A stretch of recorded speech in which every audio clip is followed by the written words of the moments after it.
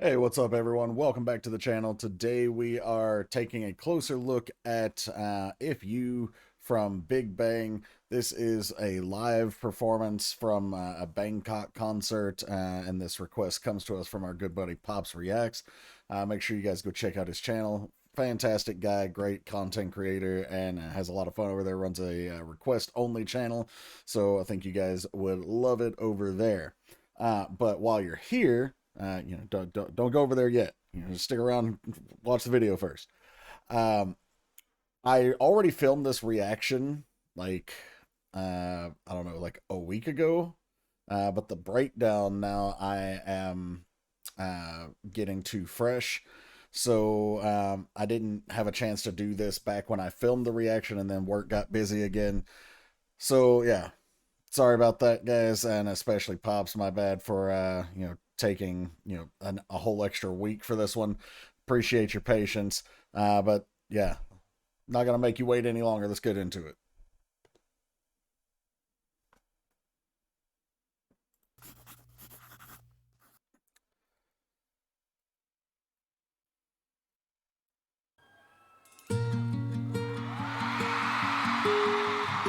Really nice little soft guitar work here.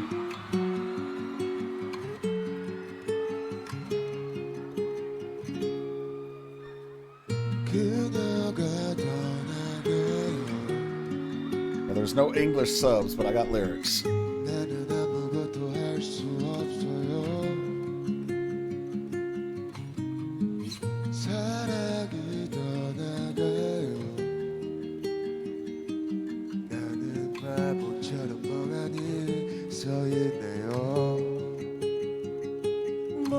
The guitar work here is already very sentimental, and when I did the reaction, obviously, like, I can tell it's a ballad, so there's an emotion behind it. Usually sadness is what's driving a ballad, but not always. But in this case, I had no idea because there's no lyrics that I can follow along with. But now we're finally going to get a chance to do that, and we'll talk about those lyrics after the chorus. But I just wanted to like point out how like just the guitar work kind of seems to imply that there's a sadness here. That and the blue lighting. That doesn't necessarily mean anything, but when you take those pieces together, it kind of, at least to me, says that there's going to be something about sadness here.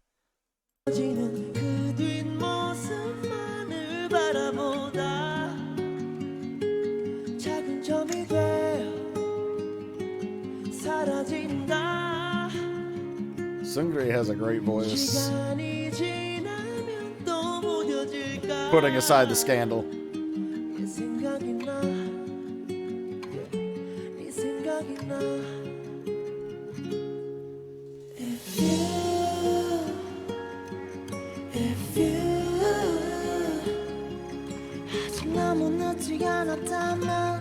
우리 다시 돌아갈 수는 없을까?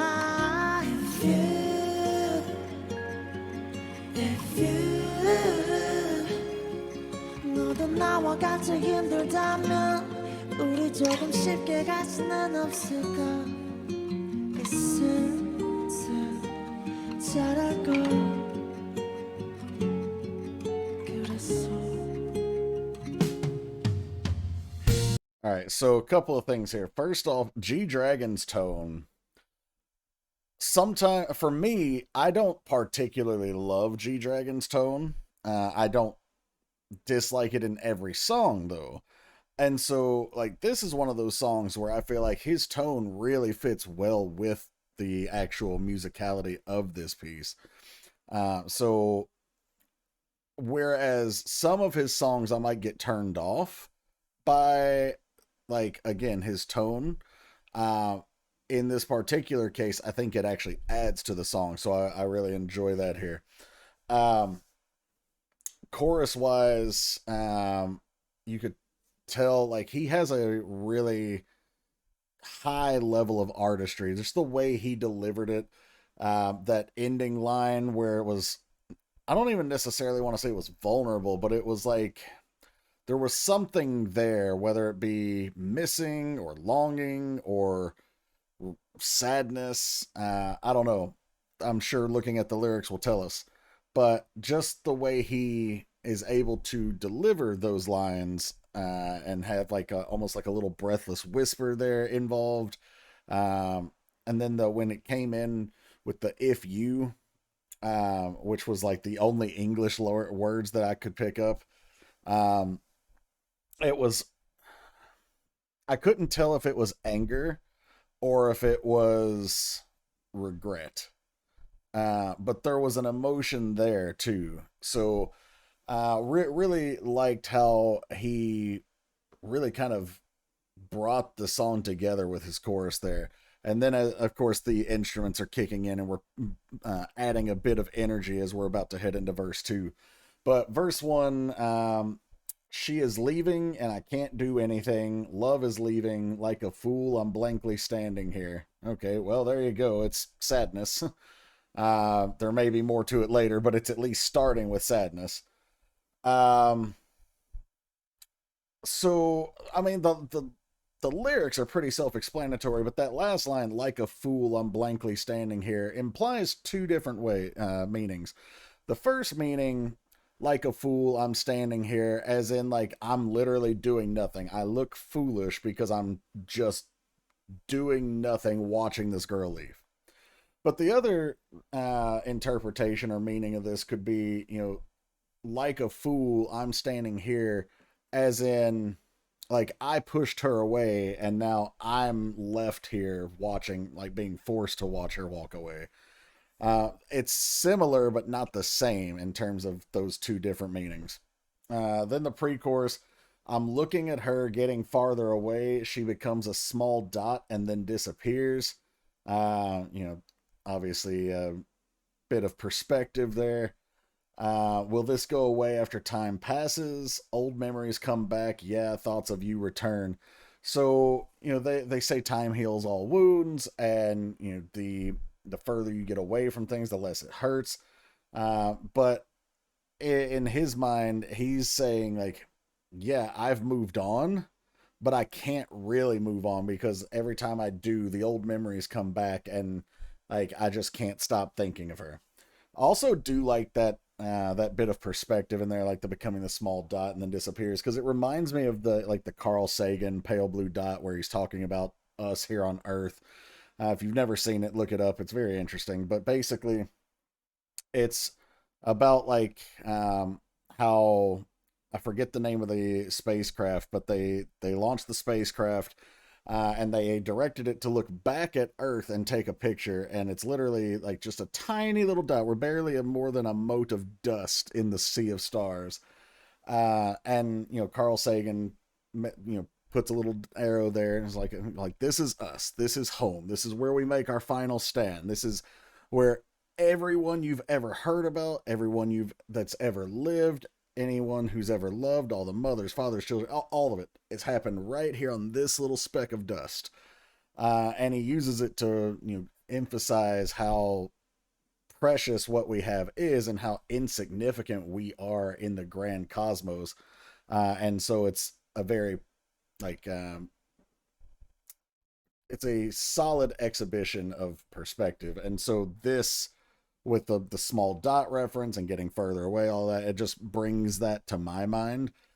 um yeah, okay, so that was a little bit of a tangent there. Not sure how much any of you cared about that, but let's pick up with verse two. Or wait, sorry, we didn't go over the chorus. Chorus was, if it's not too late, could we go back to the way we were? So okay, so I mentioned that there was an emotion there and I couldn't tell if it was anger or regret.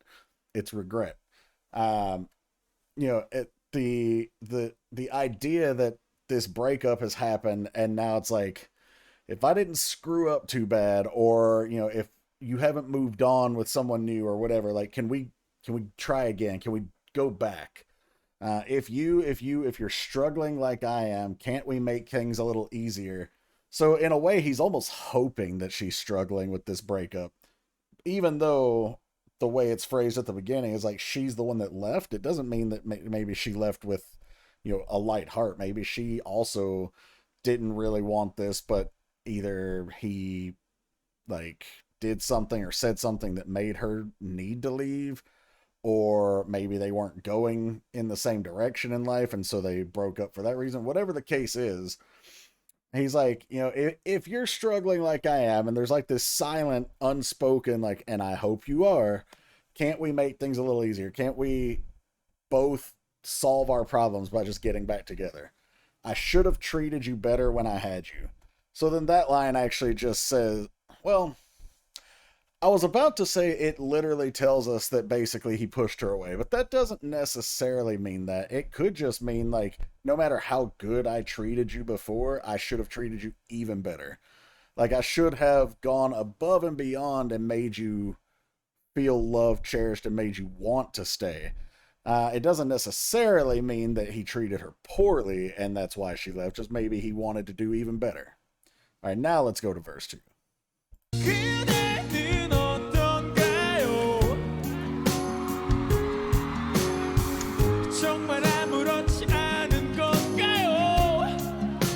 This song's voice is powerful here.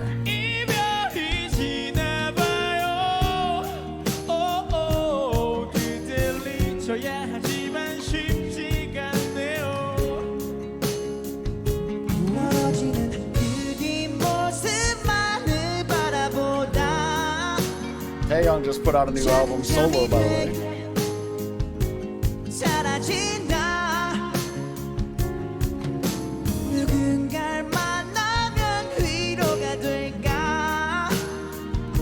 Love his voice.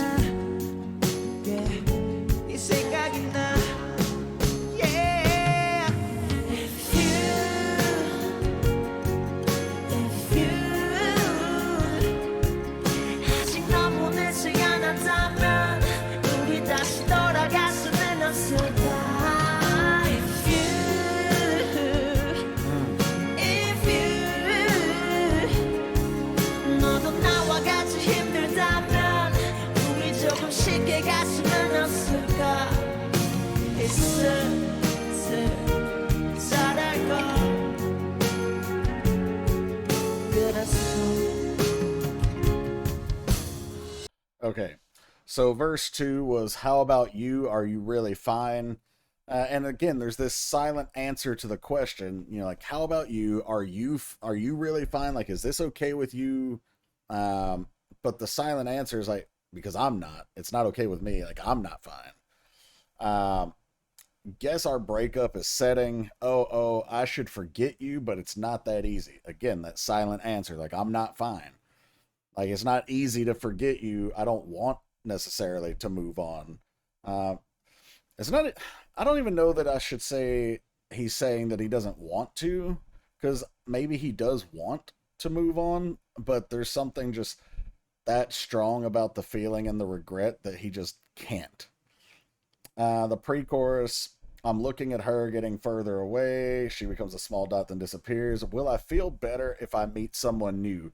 So this is the idea of I should move on, but it's not I should, it's should I. You know, there's that, it's the unsure, the uncertainty part of it. Old memories come back, yeah, thoughts of you return, yeah. So even when he might be trying to move on, maybe he's comparing the new person to her.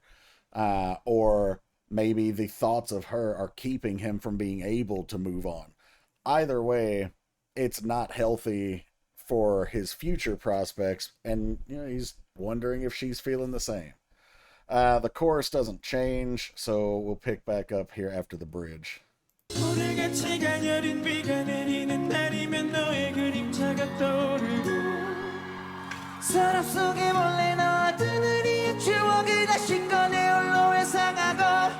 Nice.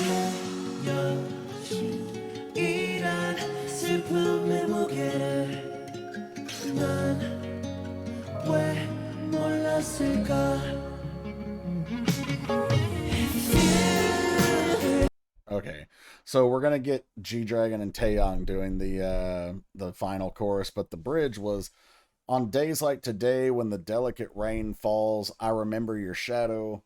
So the delicate rain, a lot of times when we see rain, especially soft rain in media, um, artistic media, I should say, we think of it, or I shouldn't even say we think of it, we visualize because they show us on screen, usually, like, in a movie or whatever. This is the type of weather setting that has you stuck inside the house and you can't really do much.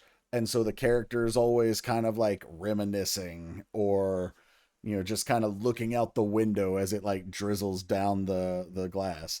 Like, that's what we have here with the delicate rain falling. So that's the image. And so that's exactly what he's doing too here, is we're visualizing him kind of just sitting there thinking back, and he's saying, I remember your shadow. He's reminiscing. uh, our memories that I secretly put in my drawer, I take them out and reminisce again by myself. So yeah, there's that word exactly. um but it's like he hid the memories away, not in a literal drawer, although maybe like he could have letters from her or whatever, pictures. But I think of this as like a mental compartment. Like, I put the memories away, but now, like, when I'm hearing this stillness and this silence, and the rain's falling, I'm stuck in this house with nowhere to go, nothing to do. I'm stuck with my thoughts, and inevitably I keep unpacking them, and they lead me to these thoughts of you, and I reminisce about that time. Why didn't I know about the weight of sadness that comes with breaking up? So it's like, again, maybe he did push her away, but it's also, there's that regret. And it's almost like maybe he thought that either he'd be better off without her, or maybe at the time he thought he might want someone different and realized too late what he had. We don't really know. I think that part is open to interpretation, but the idea that someone wouldn't know at all the kind of sadness that would come with breaking up if you actually still cared about this person is unfathomable to me.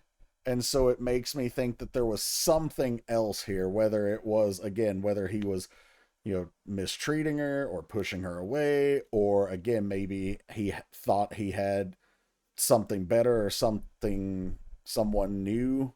Or it could have even possibly been that, like, he or they were too busy chasing something else, maybe a dream, whatever. Like, in this case, maybe their fame, their stardom, and so they broke up because they didn't feel like there was time and energy to devote to this person, and they're realizing it too late that it doesn't matter. I would have done whatever it took.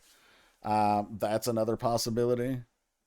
So take that however you want, but yeah, there's definitely that feeling there. But the idea that they wouldn't have known they would have been sad after a breakup tells me that they had at least some sort of temporary pleasure or alternative happiness in mind. Again, whether it be the career, another girl, whatever the case might be.